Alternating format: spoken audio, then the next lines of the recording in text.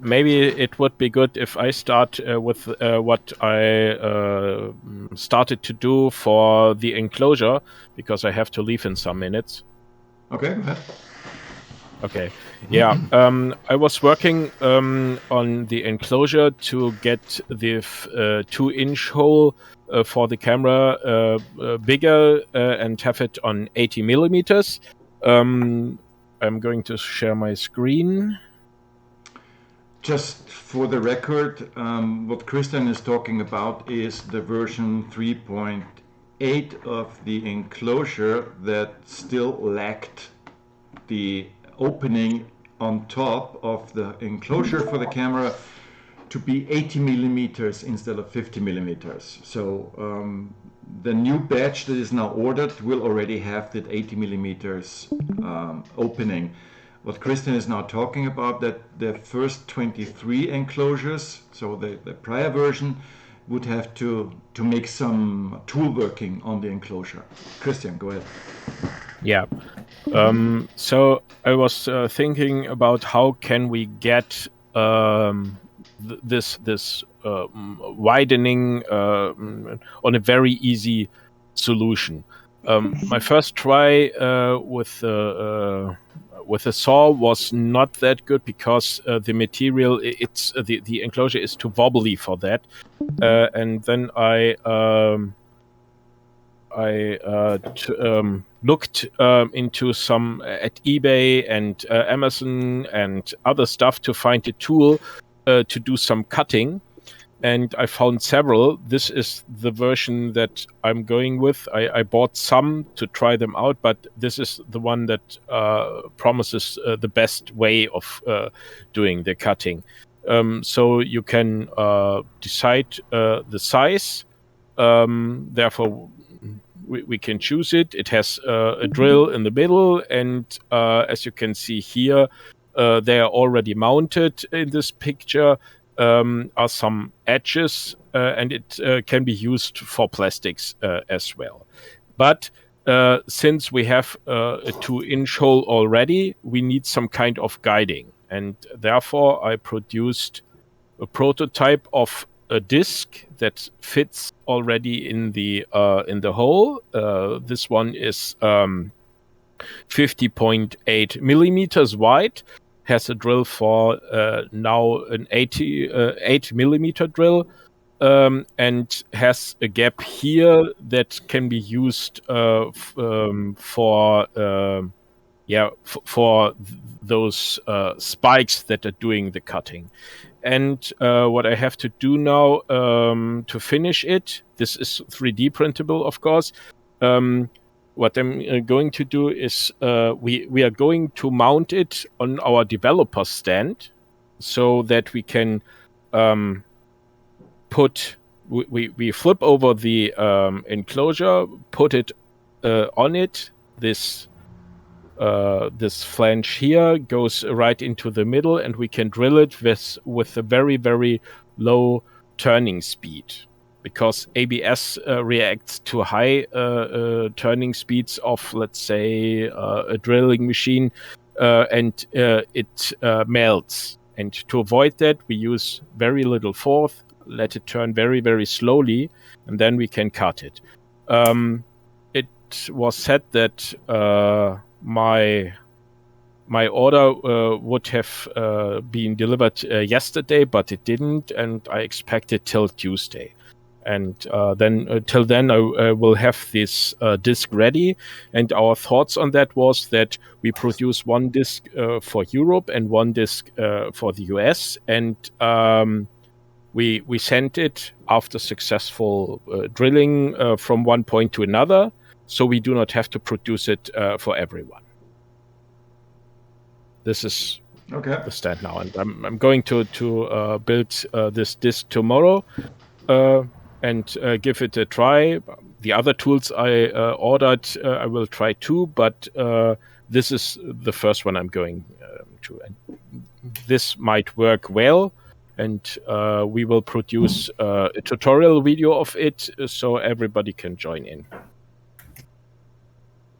Okay. Yeah, so again, this is for every one of the first 23 enclosures that are out there. If you have not already created such a hole, for example, with a Dremel or a Proxon, you know, a handheld jigsaw or something like this, then Christian's solution could help. But again, Christian, we talked about it, test it first before. Yes. Of course, yeah. Roll it out. It's about finding a good solution that is easily to follow, and yeah, therefore I bought 6 tools to do that, and I'm going to choose the best one and see which does the most damage, and Okay. yeah. So as And soon it as will be a report about it. as soon as Yes. you have tested it, and I hope that you could test it in the next couple of days, please send it over to Lionel, because he's the first one who needs it immediately. Yes. That was my promise to him. And as a fallback, Lionel, you can always take a jigsaw. Yeah. Take For me, it what? didn't work, but Jigsaw. that's because of my jigsaw. But yeah, I have a it was too Dremel. wobbly. Ah, yeah. Okay. Okay. Yeah, a Dremel with a diamond drill would do the trick too. Yes, but you have to build something that you can turn it through. So yeah. Yeah. Okay. I mean, that's all from me for this week, and next week I won't have the time to do it because I have a new job, and the other week I don't know if I'm back. But we will see us on the meeting that we might hold from the Maker Fair at Vienna. I'm not sure if we can do that, but yeah, we will see us then. Bye. Bye, Bye. Christian.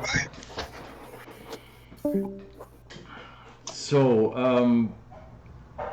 Okay, Lionel, I'll go because ahead. I have some questions. Is Fabio here? Yes. I cannot get the remote desktop to work with the Pi.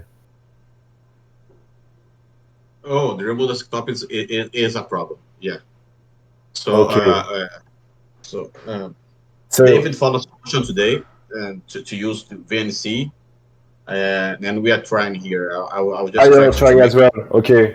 Okay. So I tried VNC and XRDP, and none of them are working.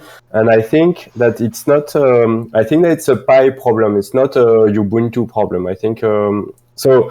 The image we're working on, is it based off of like some special distribution for Raspberry Pi?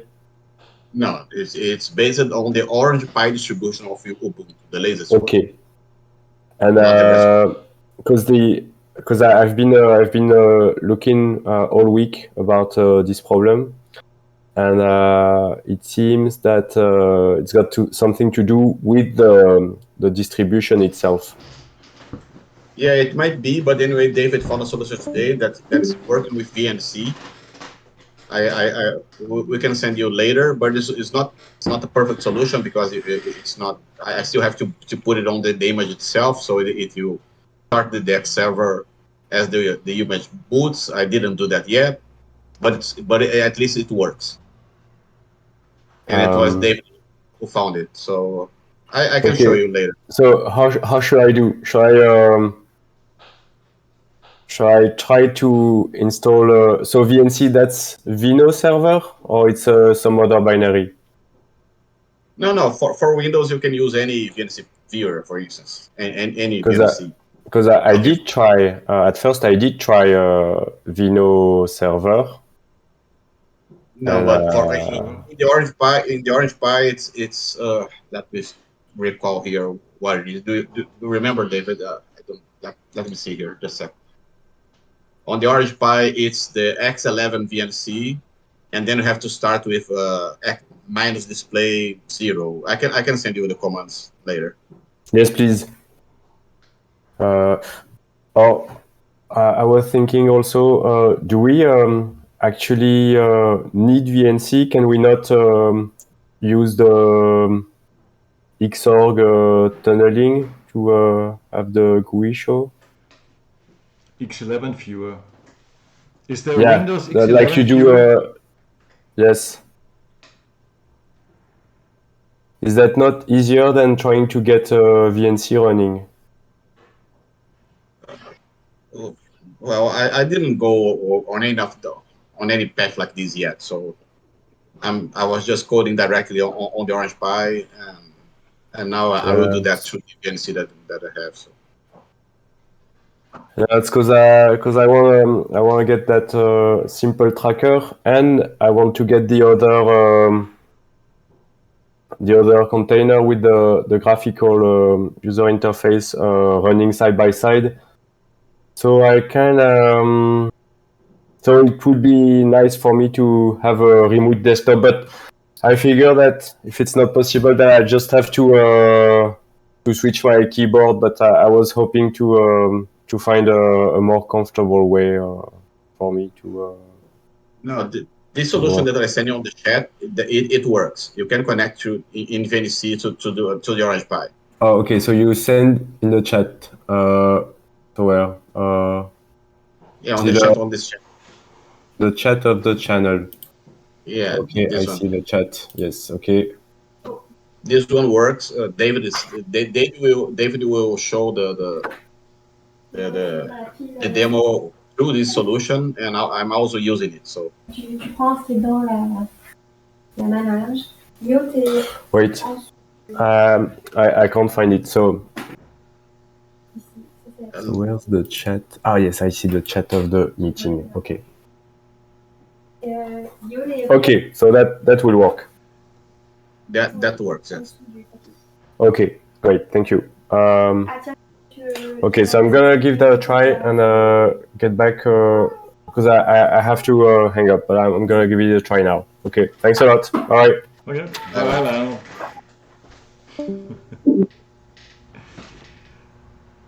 Okay.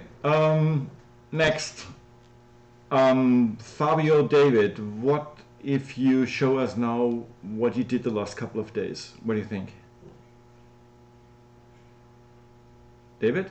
Sure. Sure. Yeah, Cool. sure, me too.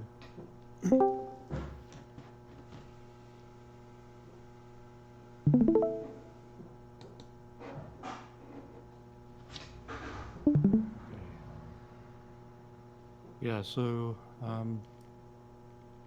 this is using VNC viewer. So I'm connected to the Pi here. It's working okay. So at least it was this afternoon. I only just kind of started playing with it this afternoon, so hopefully it didn't fall apart on me here. Can you see the screen okay? Yes. Great. Okay.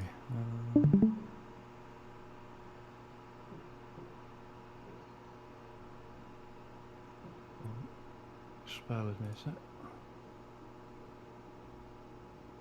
Yeah, okay, so we're working with Fabio this week on some code for auto exposure.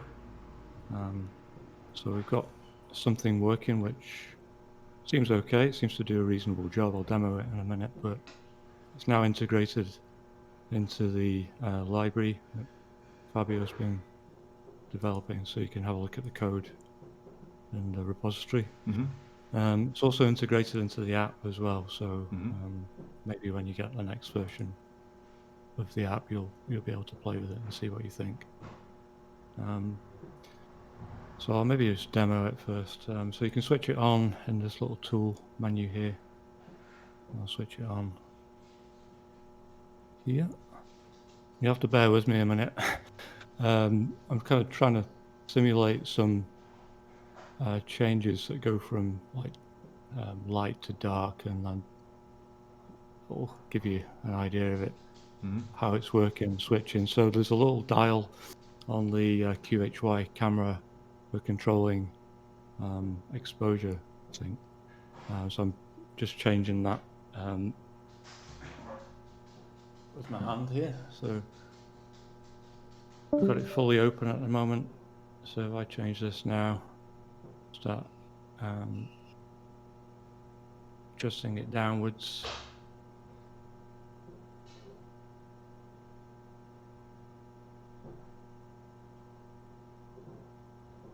see it's kind of readjusting itself.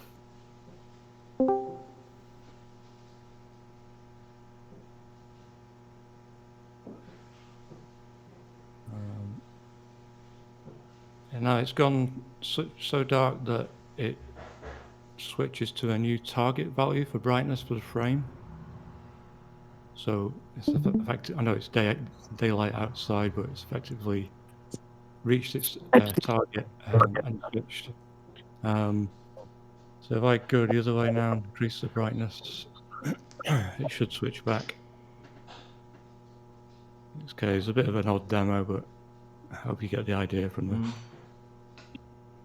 So yeah, you can see it's starting to transition back to what it's now trying to reach a target value for brightness in the daytime.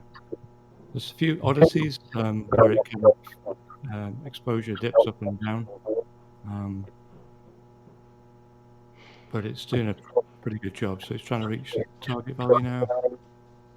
When it gets within a range, it kind of stops. So that's sufficiently near the target that it stops, and that's to stop it jumping about a lot. But it does quite a good job with, sorry, somebody got their speaker on. I'm mute. Hopefully you can hear. Okay. Can you still hear him?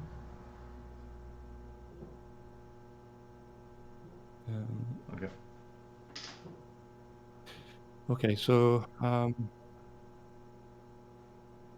just trying to hear myself back through the speaker here. I don't know if it's okay. Like... Senior M, can you please mute yourself?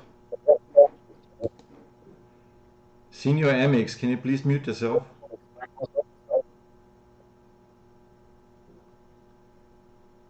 SramMix, can you please mute yourself? Okay. David, did you mute him? Yeah, I don't know if that's just for me though. So no, it's just personal. Muting is always personal. You can mute them. I've muted him for the record. Okay, great. I'll carry on. Okay. So yeah, I mean it's working okay. So I'll maybe show you a plot to make it a little bit easier to understand, hopefully. So I'll switch this on now. So what I did is run the auto exposure algorithm over 36 hours, and it's just logging values over that time period. So in the top subplot here, we've got like a target. We're trying to meet a target brightness. Okay, so we've got one target for day. So you can see from between early morning to kind of evening, we're trying to meet that daytime target of brightness. And then it makes a decision on when to switch. And that decision is based on when it meets its upper limits for exposure. So we've set an upper limit for exposure of 50 milliseconds to give us the frame rate we need. And then after it meets that upper limit, it starts to crank up the gain. And when it reaches the maximum gain, can't get it higher without getting the target brightness, it switches to a nighttime target brightness instead. And it's basically the opposite as we get to morning, and it makes a decision on switching back to the daytime target brightness again. In addition to those things, I recorded noise levels. So just to get a feel for how things are being affected by, like the likes of increasing gain. If we increase the gain, we'll amplify the noise levels. So I've recorded that, and there's also this quality metric down here, and I've taken that from a research paper, which I think Rich has put in the Google Docs in the science folder. But yeah, basically it's got different metrics for determining the quality of a frame and whether it's a nicely balanced exposure or whether it can tell you whether it's overexposed or underexposed, and it's. But I put that in there. I didn't develop the code for that. It's already existing code that was part of an open source project that the paper was citing. So, but overall, it's doing all right. It's doing quite a good job. I think there's some refinements need to happen. Scotty, bitte auf, Scotty! Fabio did a great job of optimizing it, making it run quicker. Damn. I think there's more we can be doing with it. There's lots of fluctuations in brightness. You can see I have an east-facing window, so in the morning we get quite a lot of fluctuations here, and then it becomes more steady as the sun goes around the side of where we live. We don't get the sunlight through the windows, but there's some odd things happening with when it's adjusting exposure. Sometimes it goes to kind of dips down away, and then you get like a really low target brightness occurring. So there's maybe a few bugs that need to be ironed out there, but overall it's doing a pretty good job. Is there any questions on that at all? So basically, to understand what you did is you define a target MSV, a target brightness, and the second graph is the current brightness, and you try with changing exposure and gain that the current MSV brightness meets the target MSV brightness, right? Yeah, exactly. So every time it doesn't meet it, it makes an adjustment to exposure. And if it can't make an adjustment to exposure, it then tries to use gain to meet the target. The reason why I do that is because we want to try and keep the dynamic range as great as possible and try and not amplify the noise, which is what we do when we push up the gain. But yeah, that's exactly what it's trying to do. Yep. I saw when you demoed it that it takes several frames for the ramping. How many frames did you use for the ramping?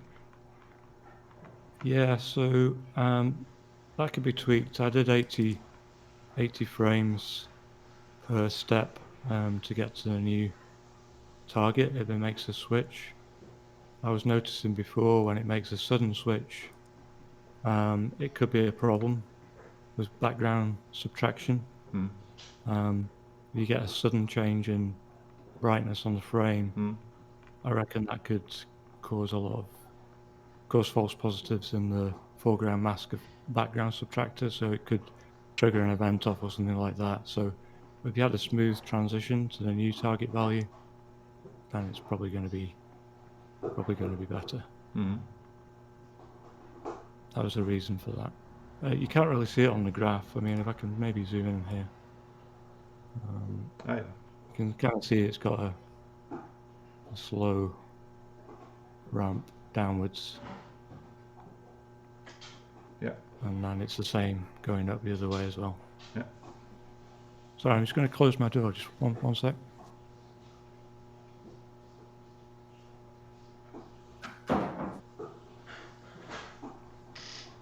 Any other questions? And maybe Fabio has some comments. He's worked on this as well, so he's. Yeah. So as we were talking before, Richard, everything here is parameterized. So this is what we are playing with. Everything can be changed, and everything can be changed dynamically. So if we decide to have a feedback loop or anything like this, so we can change even the target MSV for day and for night, or anything like this, everything can be changed. So these are the parameters that we are using right now just to test, but everything can be changed later as desired.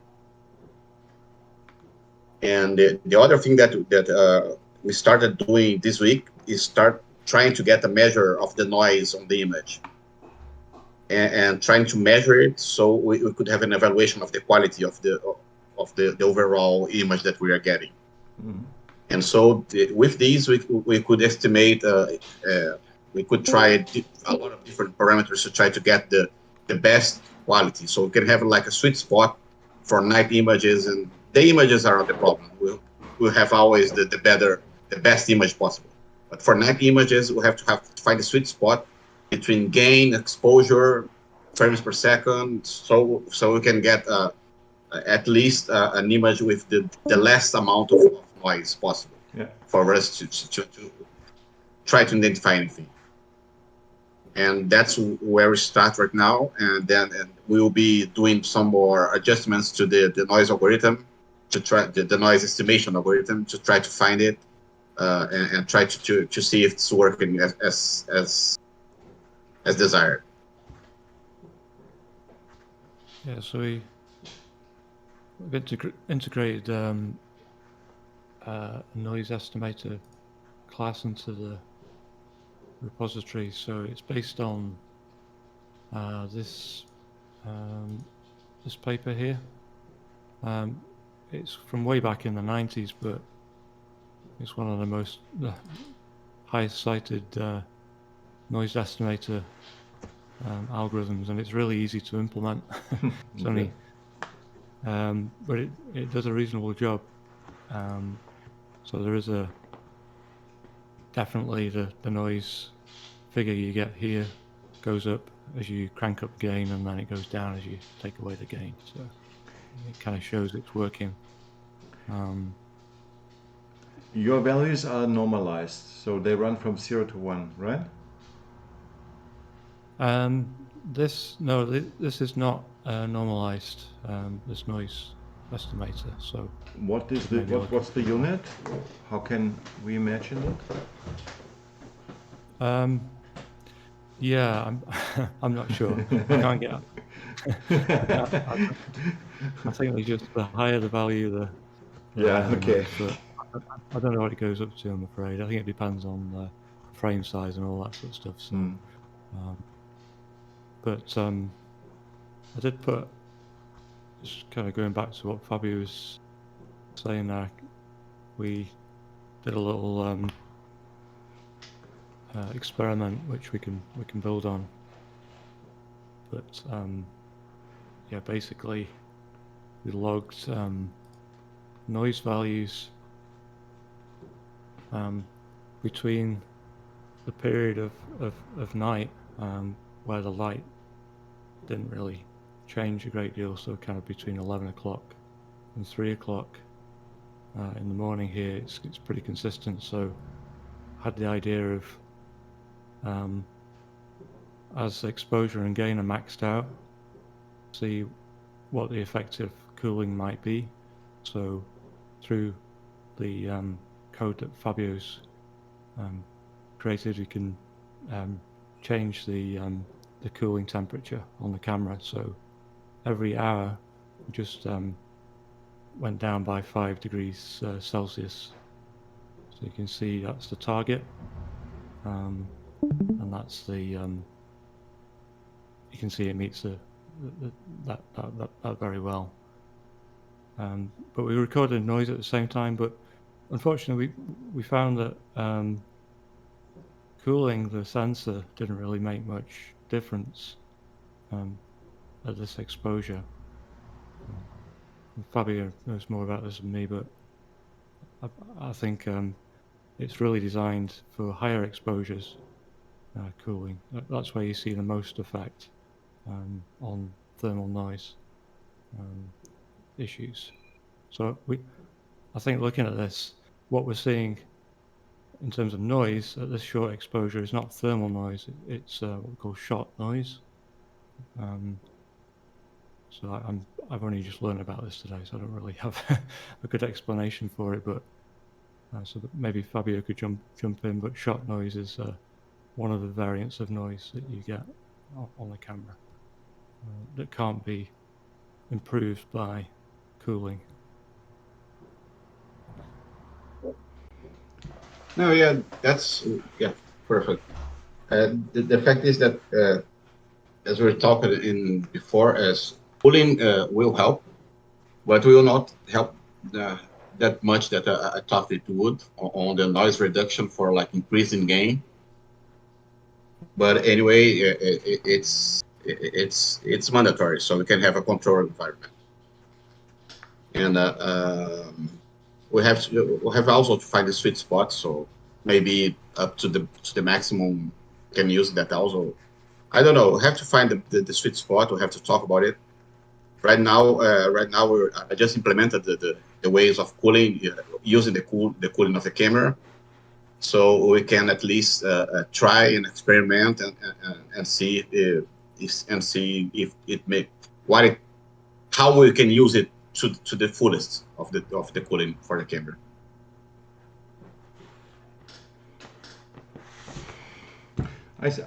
I think that the most effect we will see in night times of the cooling, when we totally agree. When we see less noise in a dark background. Totally agree, because at nighttime you have higher gain, higher exposure, and higher everything. Yeah, so totally agree. But anyway, it does help, but does not help by a lot. It does reduce thermal noise, but not all the noises that we have from the sensor. So we have to find other ways to try to reduce the amount of sensor noise and shot noise and everything like this. Hey David, before you mentioned the timing of background subtractor. So if you say, for example, if you ramp too short, then you create a lot of fragments in the background subtractor, because the background subtractor has a different timing. So there has to be an adjustment in the two timings. No? I'm sorry, I'm not understanding that actually. Okay, the background subtractor takes into account a certain number of frames in the past. It compares the current frame with the past frame, but not with only one frame, but with several frames, right? Mm-hmm. Yeah. Okay, so this number of frames is the past, is the time. So for example, if you ramp too quickly for the background subtractor, then you will create, every time you create fragments in the background subtractor, because you ramped too quickly and the background could not adjust to it.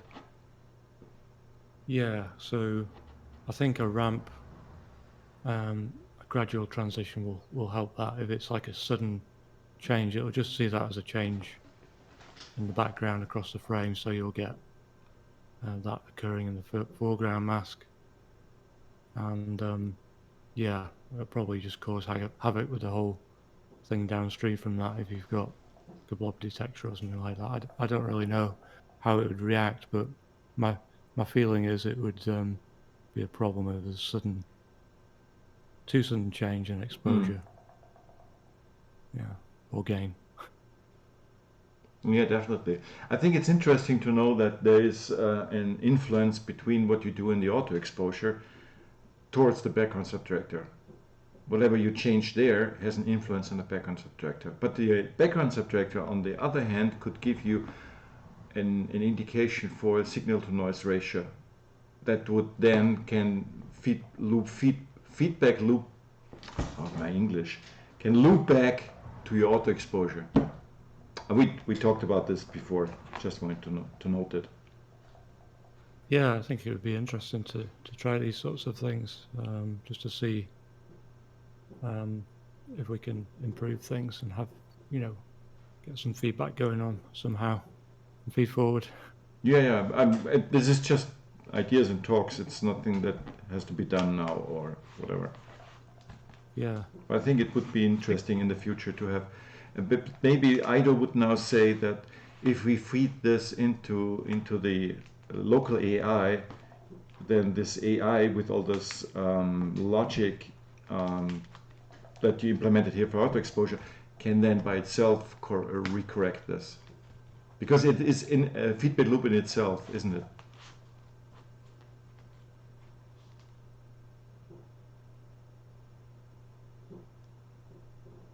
Idea on the background subtractor, if it is a good time to talk. Go ahead. Right. Thank you all for the invite. Super quick background. 17 years in the IT industry. I've witnessed the phenomenon. It was short, but enough. And I'm operating on the hypothesis that it exists and is detectable. So I've been down this path of building the camera systems, night vision, went through a big experimentation phase with like custom GPU code on OpenCV, playing around with noisy background subtractors, and I've hit all the same problems that are coming up here in this conversation. So I've had some time to kind of step back at this and look at what would be an effective approach to address the complex conversation around detection using machine learning algorithms, background subtractors. So here's a high level. I'm coming in with no context at all here, so I'm just going to give a super high level idea on how to approach this. And I think that an effective way to approach it would be to look at the user experience of development of the algorithms that do the detection, which is one of the most critical and difficult components of the thing. It's, people can build these systems, but this detector is just going to be, it's going to be squirrely. So in this high-level concept out there, there's a cross-platform game engine, which is made for free, called Unreal Engine.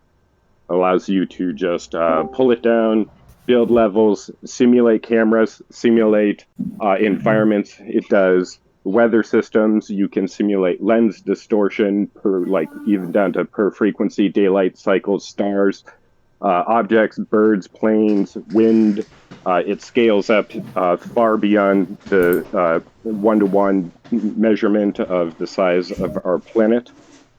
So what I'm envisioning is that if a system was set up to use Unreal Engine, then a format could be, agreed upon where, okay, Unreal Engine, you have 3 components that it is agreed to plug into. So you, as a developer, there's an onboarding process. You download Unreal Engine, and then you have some examples here. So we have 3 components. You write the detector that generates lists of things of interest.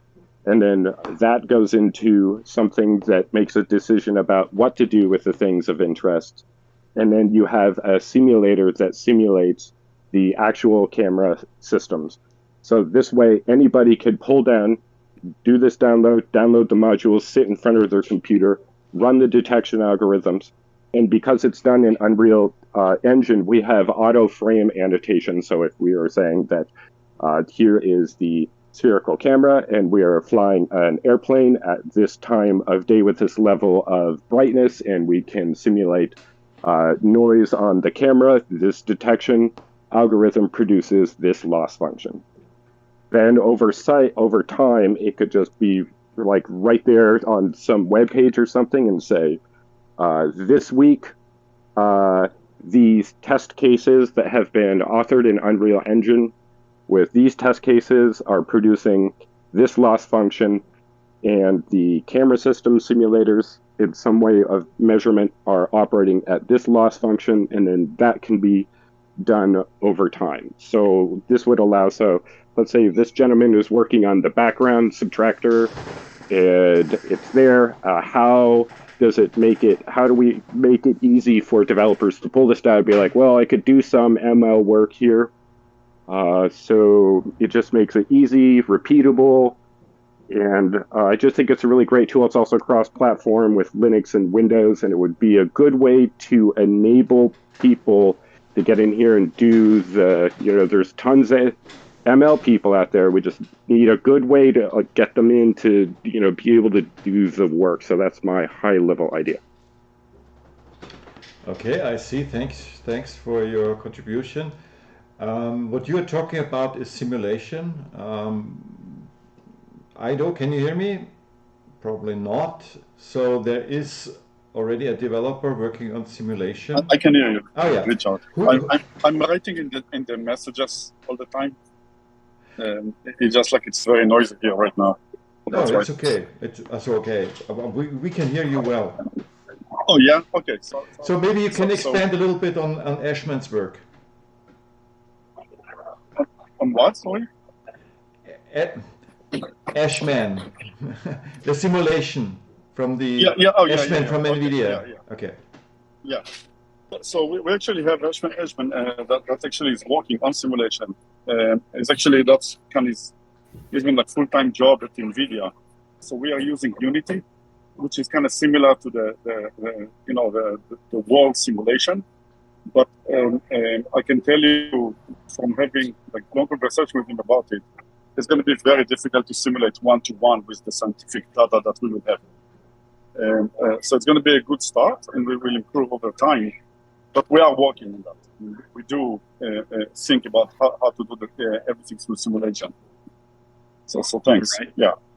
Excellent. And another point that I wanted to make regarding David, like awesome work, is to take a look at PID controller. That probably will be better than as a feedback loop. That's what almost everything is using, from AC to like a car acceleration, deceleration, to even like auto cruising in cars uses that. So you can use that for the automatic exposure. That will be lightweight than the full-blown AI. So I would say no need for AI there. Okay. And maybe the AI can be in higher order on top of the PID controller with multiple ones. But I think for this specific like auto exposure, like PID controller will be your best bet. And those like functions are quite easy. So you can take like everything that you have, just feed it into a PID controller, and you'll have kind of what you need to set the values to. Okay, thank you. Thanks, Andrew. Aido, can you repeat PID controller? Did you call it that way? Yes. I put a Wikipedia page on what it is. It's basically proportional integral derivative controller. Just read through it. The functions are there. It's self-explanatory.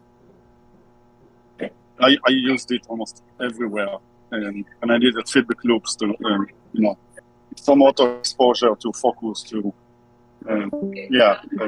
accelerate, decelerate, like slowing. Yeah. Okay, basically ramping Bezier curves, kind of. Yes, exactly. Yeah. If you think about it, if you want to have like a proper, temperature, like an AC uses PID controller. So that's how it knows to ramp up the cooling or turn it low or whatever, turn up the heat. Yeah, it's just can I fathom it just an interpolation tool? Yeah, it's a set of function, like mathematical functions. Okay. But basically it's about ramping, right? Yes. Ramping and keeping stable, yes. Yeah. Do you see the chat? Do you see the chat? I could, actually, I didn't want to bring it on record, but okay. Is there a link? Yes, PID controller. There is a good... Yeah. So let me post an image on the chat. Yeah, okay, dampening curves, I see it, yeah.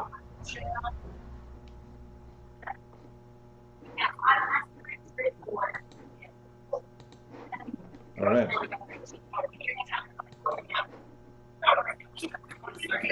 And that's sorry. Yeah. This is the right one. I copied the wrong image, so this is the right one. Yeah. So you can see how it does the ramp up, that it overestimate and then lower a bit until it gets like stable. Yeah. Right.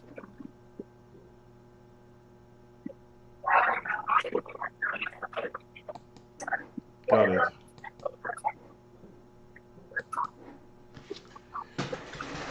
I think Christian already have those functions in his library. Yeah, he does. That brings me to the point, because we actually thought to put this auto exposure stuff into the firmware. It needs to be run there. Yes. that's where the PID controller can be also. So yes. So, David, that will work to have like a conversation, I guess, with Christian and Fabio and me together maybe sometime. Yeah. Because Fabio, you told me that you are also working on the firmware, right? No, I'm not. No, he's working on making the like a Rust SDK on top of the QHY SDK. Okay. So in order to build the firmware. No, it's order to expose the QHY SDK functionality to Rust. Okay, for development reasons. For development reasons. I get it. Okay.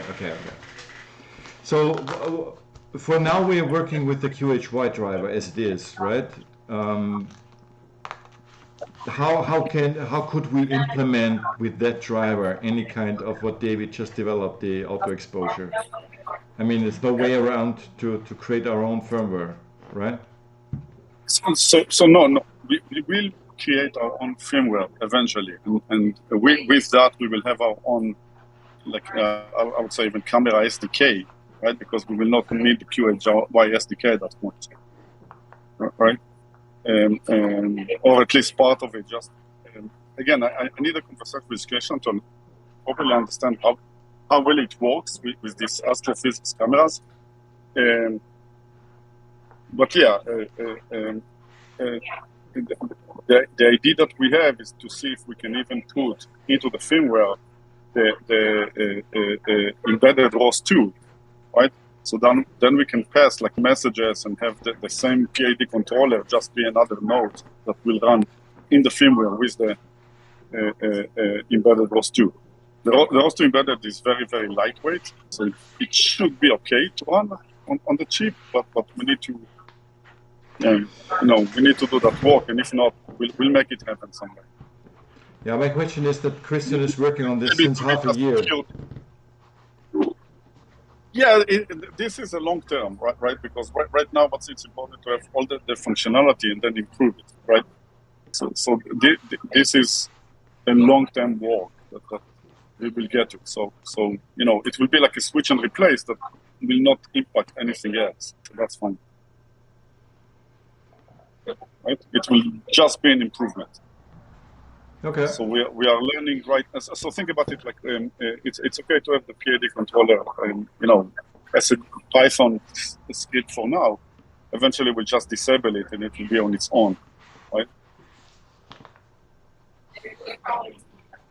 Yeah, but okay, for now we do have the QHY driver as it is, and for now David can do the auto exposure on the Pi, for example, and then send exposure parameters to the driver.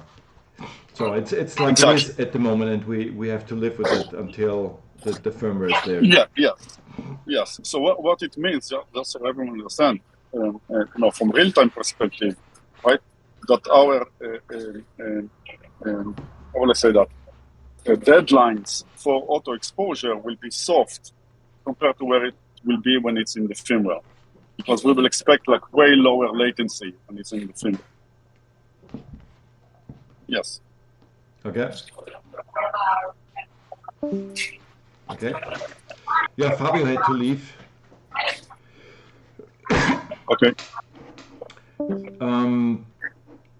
One question to you. Sorry, I'll go back to me. Yeah, go ahead. Because last question to you, because Kian is here too. We were talking this week on how what Kian can do, what Kian can work on. Mm-hmm. Did you have contact? You two of you? No, honestly, my week is super busy. I'll be more free within like 3 Yeah, no worries. My question is then, how shall we proceed? That actually, Richard, that works for me too, because I am actually going on vacation next week, so I'll be gone for 2 weeks. But when I come back, I'll be fully in it. Okay, fair enough. But Kian, think, because it's really, your contribution. Tell me what excites you the most, and then let's make it happen. So. Yeah, that's exactly what I've been doing. Just trying to listen in and learn as much as I can. Yeah, there is a lot of parts, into the station. So whatever excites you and you see a problem that you want to either learn from it or you think you can contribute and and enjoy, and let's speak and we can work on it together. Sounds great. Okay.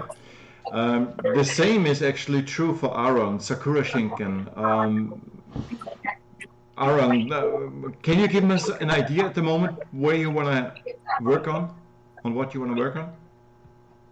Yeah, I was thinking I haven't really decided yet, but I was thinking something, regarding like either the tracker or maybe the hardware, the shell. It's just that was part of like why I wanted to like write an onboarding document, because like it's not like it's kind of like I'm still like I haven't had much time to look at it, but like there's no like even like place where I can go to look to see like what teams are and what they're doing and like what I want to choose. So it's like I was thinking that like I would kind of go through that stuff and make the decision once I've gone through everything. Okay. So probably the tracker. Yeah. Okay. So and you see on the website from the people who are involved with the tracker, you see there's Fabio, there's Mike. There are people on around the tracker like David, Jannik, and so forth. So I would say best thing is, let's say, to contact Fabio if you want to, or Mike. But Mike is actually at the moment he is busy because he has outdoor work to do. So I think Fabio is the best contact at the moment. Okay. Yeah, I'll DM him. Okay, great. And maybe you can get me some, problems to sink my teeth into. Okay. Thank you. Okay, great. Yeah, thing is that not everything is running as smoothly as we wanted it, because developers have private life, jobs, and what have you. So sometimes people are very busy, sometimes they have to skip for a couple of weeks, and that makes it sometimes a little bit complicated to communicate and so forth. But you find your way through.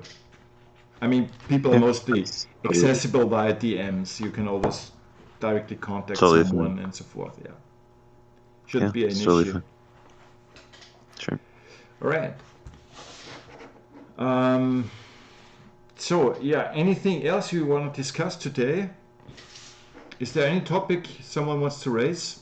Maybe just a discussion? Okay.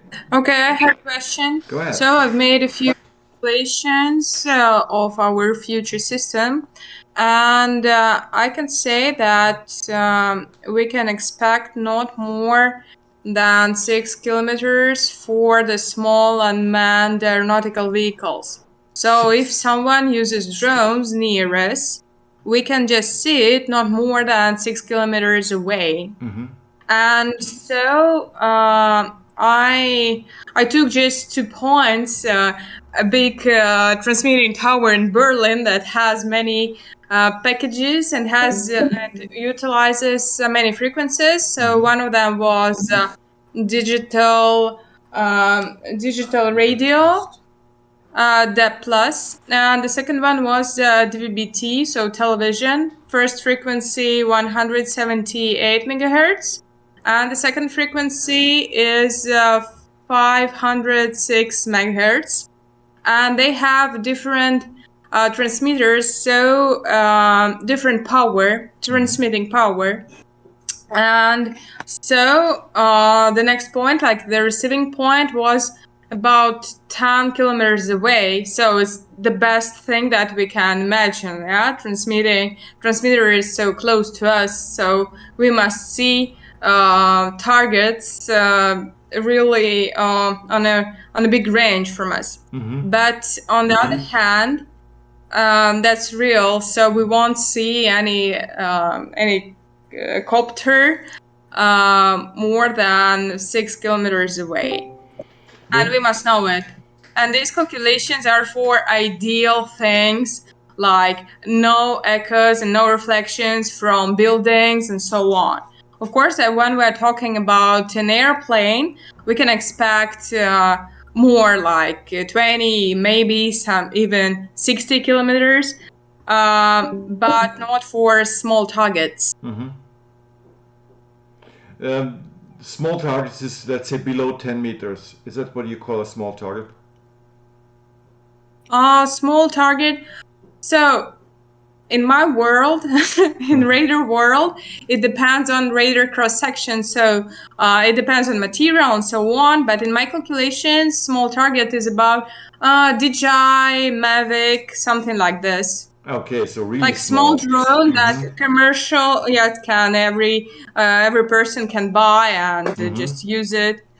Trying to invade to our security area.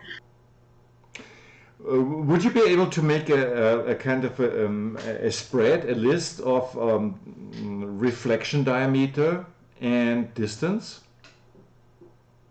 Yeah, I can share the screen. Okay.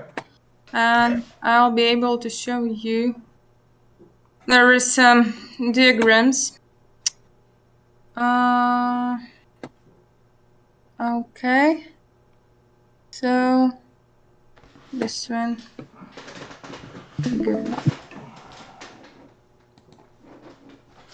Okay, can you see it? Oh, widescreen? Yes. No, it's not widescreen.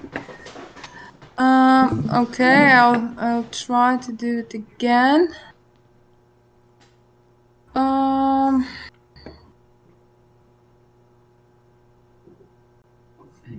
You should share the screen, not the window. Yeah, I know, but I don't know what's going on because okay, just a second, Take please. your time. Take your time. Okay. So, that's really strange. Again. Yes, now we see. Okay, you can. Yeah, okay. So here we have this transmitter. It's on Alexanderplatz in Berlin. Here it is situated, and here we have somehow like a receiver. So the point where system can be mounted. Yeah. Daria, sorry, I have to interrupt you. Your screen flashed, and it flashes between foreground and white.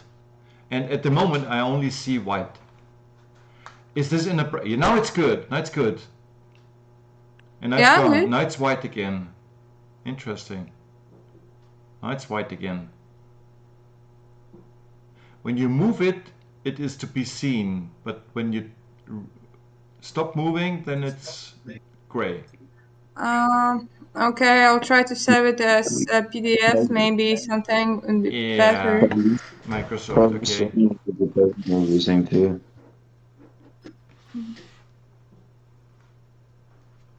Okay. If we have some points on map that when system will be mounted, or maybe you are living somewhere not far from the transmitting system, you can send me your some of the coordinates, not your coordinates, but some of the expected coordinates, and I will make some calculations for them to make sure that we can make something with that. Okay, now we'll try again.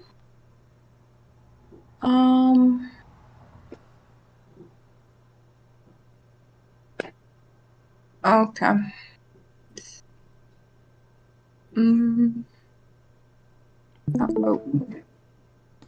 Okay, now. Yes, now it's stable. Okay. Perfect. Okay. So here we have a transmitter, the big one, with many multiplexers and many frequencies, with the radio and television mounted there. And here we have somehow expected receiving system mounted here, like maybe someone is living there. And the distance between them is 11 kilometers, a bit more. And here we have this Alexander plots and so on. So first we use DAP plus signal, and the transmitter has 10 kilowatt power, effective radiated power, and the frequency is 178 megahertz.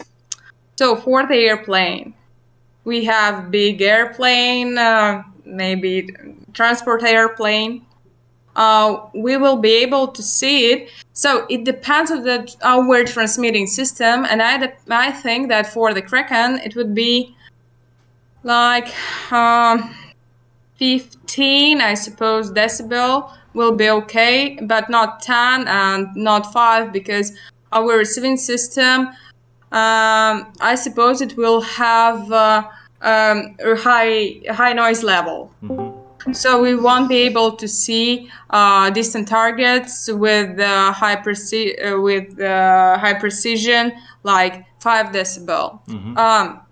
So just a brief overview: signal noise ratio, this in decibel. And here we have 2D system of like Y and X Descartes coordinates. Here is the receiver and here is the transmitter, but they're really close together, so there is no any point if I figure that it is mounted here or not. So I think that we can expect around 60 kilometers, but not more, because we will have reflections and echoes from the buildings and from some other points, and also these things there depend on the height of our receiving system. So if we mount our Kraken on a building, maybe on a roof, it would be better, of course. But if we will put it on the ground, we will have less signal noise ratio because of the clutter and so on. So for this small unmanned vehicle like drone, or this is for DJI that is commercially used now. So here is the transmitter and here is the receiver. For this signal, we'll have not more than, I suppose, not more than 4 kilometers. Okay. Worst comes to the worst, we will have even around 2 kilometers. And this is for the ideal environment. Yeah. So I can't calculate now, like, if we have any problems with the receiver and so on. I took just some standard things like noise of the receiver, the standard one that I use for big systems. Not even for boards that we can buy for $100.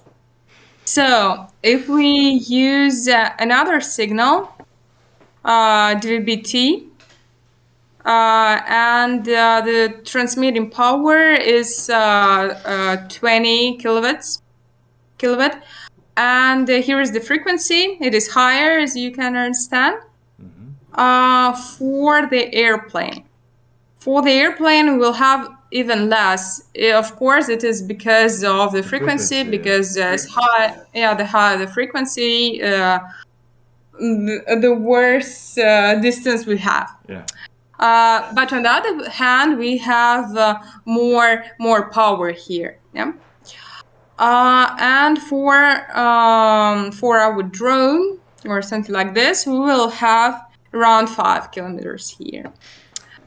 So, and also I would like to mention that we can see here that we have this line of sight between receiver and transmitter here. You can see it from this two circles. And for this direction, we will see nothing. We won't see any targets during these angles. It is because this signal from the transmitter, it will blind us.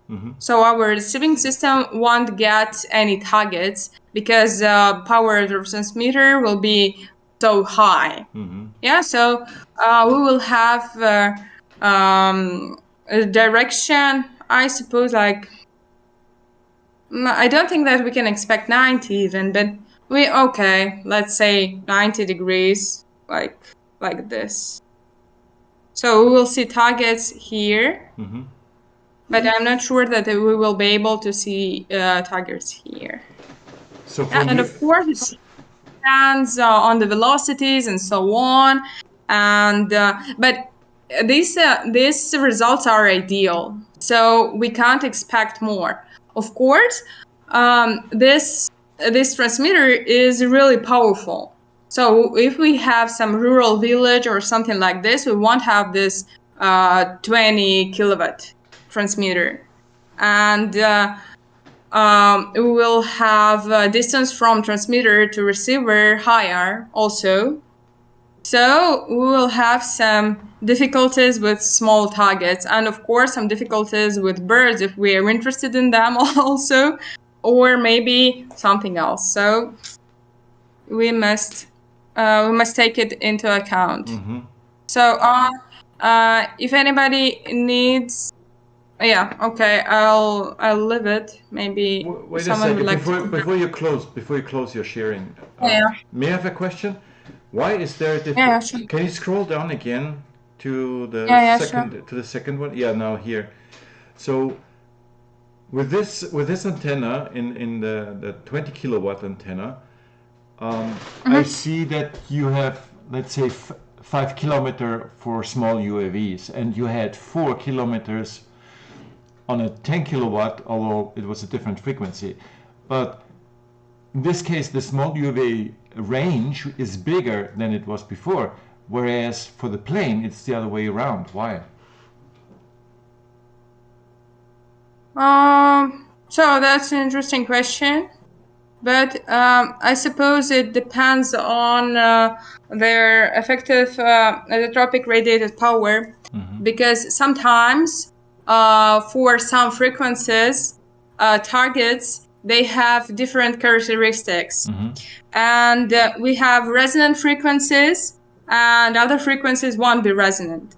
And in some cases, we will have this. I have a story about these airplanes with stealth technology. When you won't be able to see it on the centimeter frequencies, it will have a really low radar cross section on centimeter waves, but on meter waves, you will see them. That is, okay. Yeah. Okay, it depends on the size and the frequency of the emitter, whether there's a... It depends on the resonant frequencies, because for the airplane, it has this tail and some other things, and for some frequencies it is resonant, and for others not. And it can reflect in some different ways. I see. Okay, interesting. Cool. So in this case, when you say, for example, your bone shape, what we see here, so the receiver and the transmitter, you say you only see, let's say, away from the transmitter, but not towards the transmitter, because the transmitter is so powerful that it blinds you. Any reflection is more or less a direct emission from the emitter. Yeah, and also on this line of sight, the velocities of the targets, they will be equal to 0. So we won't see them at all, because this Doppler shift from the target, when we're talking about the line of sight, it is 0. Because we compare the direct signal and the signal reflected from the target, and as a result, the correlation between these two signals will give us 0 Doppler frequency. And it means that we will say that, okay, this target is stable, it doesn't have any velocity. Yeah, for some time. Of course, when it flies to some other direction, we will see it. It's a matter of time. But for some time, when it is in these angles, our system will be blind. Interesting. Okay. So and of course, we have some other ways to prevent it. Try to use 2 transmitters and so on. But I suppose that we have 1 antenna for 1 transmitter. So we detect the most powerful transmitter. Depends on our place. And we won't have any possibility to use another, because it means that we must make some physical actions without the directional antenna for all the time, and find the best transmitter for the situation with the targets, and it won't be user friendly. Yeah. But for example, if you are situated in between 2 transmitters, different distance, no matter different frequencies, no matter different power, could you switch between, let's say, sample for 1 second in this direction and 1 second this frequency? So to cover a hemisphere, you know? Yeah, I know what you mean, but so for the directional antenna, so the antenna must have a gain. It must be directional, yeah. So we must use 1 direction. That's because we need a signal clearer. We can't use omnidirectional antenna to use all their signals, because it must be clear from the noises and so on. So I suppose that for the transmitter, we will use the Yagi antenna or something like this, because we need we will try to make it as better as it can be. Okay, I see. And the only way out here is to take a second Yagi and put it in the other direction and towards another transmitter. And then we would need a second, or maybe you could switch between the 2 antennas. 1 second this antenna, 1 second the other antenna. Yagi antenna. Would that work? It's better to just use 2, and that's it. What? Can you please repeat? Yeah, it will better to have 2 processes for 2 Yagis, because the Yagi is going to be the most expensive part of it. The SDR USB dongle is not that much. I mean, a Yagi antenna, mine costed $150, and it's 3 meter. Yeah. So again, if you want higher accuracy, you can scale that with 2 or even more. Depends on the location of the station. Yeah. But the Kraken is 5 channel. Excuse me. Okay. Pardon me if we've already thought about this, but have we thought about using triangulation as a way to find beats? Yeah, that's. You can use triangulation if you have some of the devices. Several. You can use triangulation if you have the only one. And if you have more than 1 station. So, encouraging people to have more than 1 station in a certain area and network them and so on. Well, we are planning to create network. Sorry, go ahead. Yeah, I'm talking about 1 device. We're not sure that we will be able to use triangulation. Otherwise, our device will be useless without another one. But I think that, of course, we'll have another part of the cord for the ability to use triangulation. But on the other hand, our device alone must be useful also. Yeah? And we must detect some. Yeah, that makes sense. Like we already know that we can get so far with the Kraken SDR, given that we need one channel for directional and then for the observing of the changes. And we can add another Kraken, and we discussed that before. But bear in mind that will take you, from performance improvement, so let's say 80% to 85% and 90%, right? So we start with one, we get that working, and then we see what we can get improved with the second one. Got it. Okay? And then we'll have like far more data. But I think we should slow down a bit, focus on one. Okay, and this is great. Like thank you so much for working. Yeah, for sure. Yeah, and we must also take into account that we can use triangulation for big targets like airplane. Real, we can make the measurement more precise and so on. But when we're talking about small targets, I don't think that we will have so many devices to use it for the 6 kilometers away from each other, to detect the small targets. And so. Yeah, but the thing is, it's just as an answer to you, Aaron. It's not meant that one user shall set up several stations. It's we seek for many users to build their stations, and we just made an estimate of every 30 kilometers we want to see a station. It's just a compromise between whatever, what's capable of. But triangulation at the end will certainly happen when all data is flowing into a central node, where the triangulation happens in real time. But yes, there will be minor triangulation be capable of the station itself, because we have several sensors, several capabilities, and if we fuse that can give us kind of triangulation as well.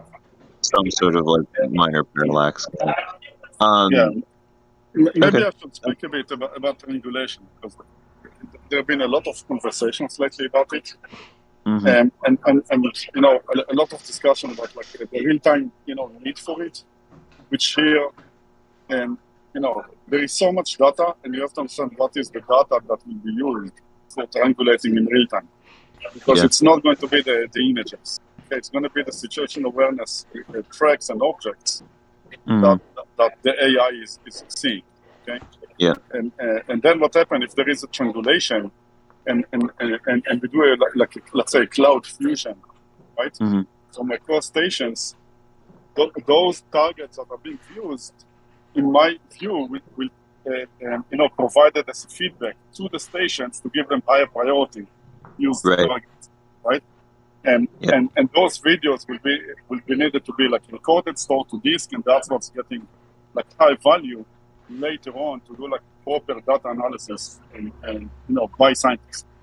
Right. So you're envisioning, just so that I'm clear, you're envisioning kind of the triangulation as a downstream thing that would happen like in software once the AI is trained. Yeah. Okay. Yes, it's like there are multi-level of triangulations. That there will be like a triangulation between different sensors that it's within a single station, and there will be triangulation multiple stations within a region, right?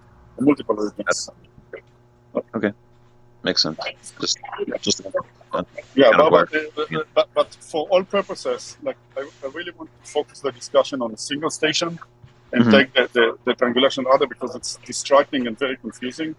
Okay, got it. And it will shift us to focus on problems that will delay the delivery of the first station, which is what we're after. Got it. Thank you. Hey Daria, I have one question. Daria, you there? Yeah. Okay. The Kraken has 5 channels, so the idea is to use one for the direction, for the carrier signal, and 4 for triangulation. So 2 pairs, 2 by 2. The one channel for the one Yagi that goes into one direction, is there any means, is it possible, I have no idea, that's my stupid question, is there any means that you can use 2 antennas of 2 Yagi antennas that look in different directions, But to switch between them automatically by, I don't know, a hardware switch, or I don't know. Is there anything that's done in this way? So there can be a situation that you have two transmitters that are not opposite each other, but in 90 degrees. So what will we do in this way? Yeah. I suppose that there can be a problem. I suppose that for the first prototype, it's enough to have one antenna and just find one direction and try it. And according to my prior experience, there can be a situation that you have the only one transmitter and nothing else, unfortunately. On the other hand, of course, you can also find some other transmitters with some different signals, and it doesn't mean that they are situated opposite each other. Of course, we can try, but I'm not sure that it will work because different signals. It's better, I suppose, to have not to use two antennas, but use some wheel, like rotating wheel, to find the direction, and maybe in a programmable way, you just find the direction that you want, and it will be rotated to that angle, and in this way you will find it. I think that would be the best. I think you will lose data doing something like that. Yeah. I think you most likely will get less accurate with the passive radar. There is just so much data coming, Richard. So if you change a channel, I think it will create more problem than anything. And besides, we can use, we can select. We have 5 channels, so we can select to optimize. Let's work on one. We can always scale it to 2 or 3, yes, right? Of course. And then, yes. And then we can add, again, because of ROS 2 and Kraken SDR, that has the real-time aspect, we can scale it to more than one Kraken. So again, we will be fine. Let's focus on a downscale version, like single channel right now. And also, we have to get. We will. Yeah. Oh, I'm sorry. I'm sorry for interrupting you. So we will have another problem with the array when we use 4 channels. Our beam shape of the receiving antenna system will have 2 directions. Yeah. One in the opposite and one in front of them. And they will be identical, unfortunately. I think that it will be waiting for us in the future. And I'm afraid that there will be a lot of problems, and for the beginning, it's better to use one antenna for the receiver, as was already mentioned, and 4 channels just to figure out what's going on. And we'll see how to make it better if when we get the first results. Yeah.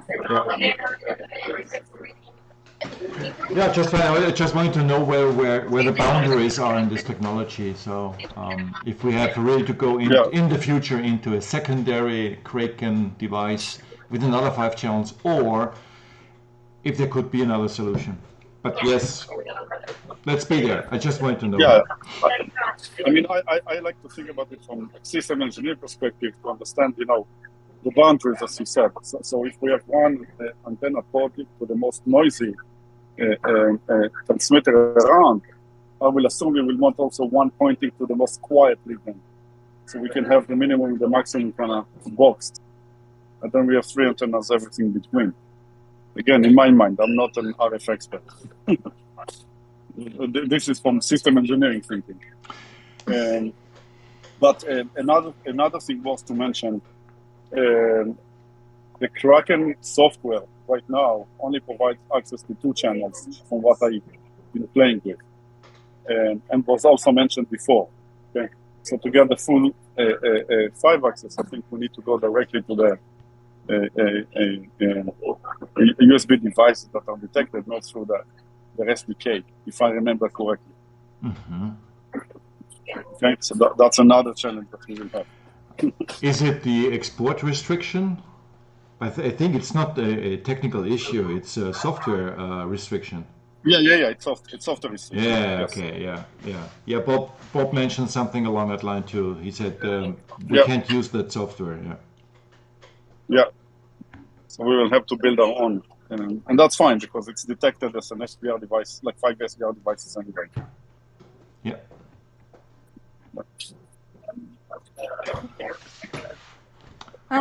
Okay. Thank you, Daria. Okay. Thanks for the insights. So I'm very curious when what you say when you get the Kraken, when you first power it up. A question I have for Nikolaj. There is this topic, the ADSB receiver, and to have an ADSB receiver that is acting as a ROS node. Did he get any chance to look into this yet?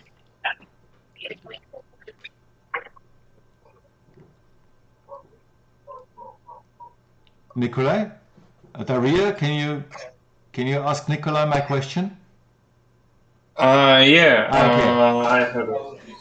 I try with ROS 2 and ADSB packet, but I'm not sure. I will ask about ROS 2 sneak. Sneak, yeah. Idle. Sneak is idle. I think. Yeah, I think it's next week. Okay. Okay, fair enough. Yeah. Ido, did you hear that? Ido, did you hear that? Sorry, can you repeat? Yeah. So what Nikolaj said, my question was whether he had a chance to look into the ADSB receiver and turn it into a ROS 2 node. And yes. He said that he is still fathoming the grounds of ROS 2 and has some questions. And yeah, the idea is then that he makes contact with you the next couple of days, and that's okay with you. Oh yeah, no problem. Yeah. Okay, thank you. Yeah, of course. Cool. Okay. Hey guys, anything else? Any topic you want to raise? Yeah, I think Serge Passy should send me his little submarine in the picture there so I can check the Great Lakes out for UFOs. Good idea. Let's do that.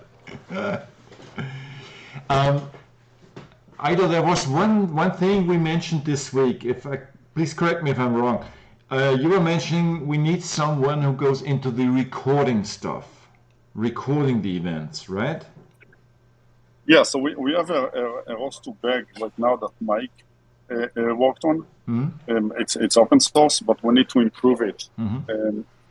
Yes.